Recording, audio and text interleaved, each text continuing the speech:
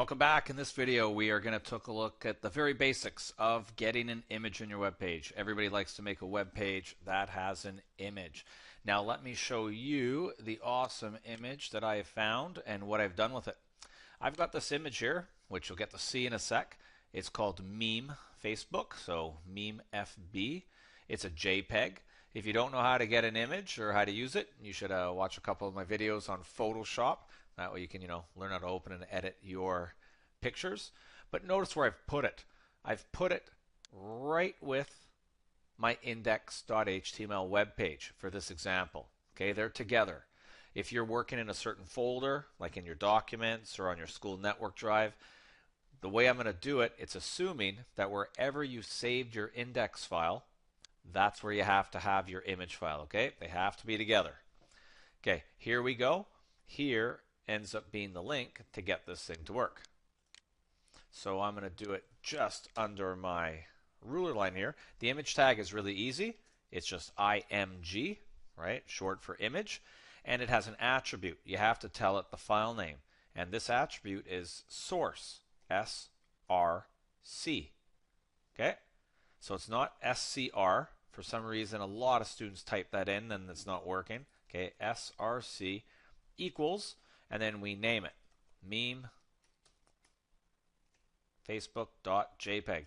Now it has to be exactly, right, spelt the same as your file. Capitals, little letters, they matter. The extension, it matters, right? All has to work. Let's give this a quick save, and I know you're curious what that meme says. I think it's some good advice. And there's my picture. It works. That's great. And we know this guy. It's Facebook.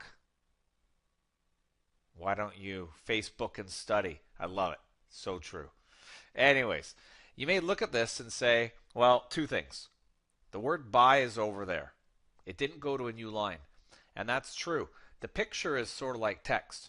It's written the picture, and it just keeps writing the text to the side of it. Okay, there's attributes we can use to change that.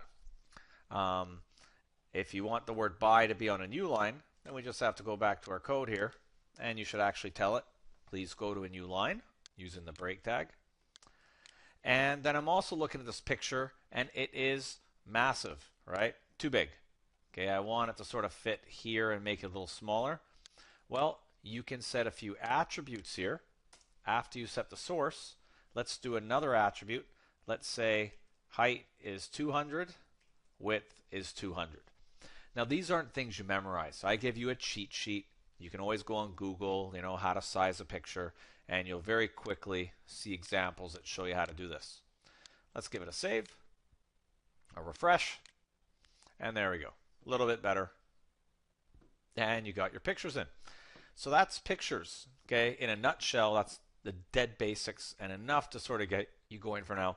We'll show you some other attributes later on with pictures, or you can look them up online. You know how to put text to the right, how to put text to the left of the pictures, etc., etc. But there's your basic image.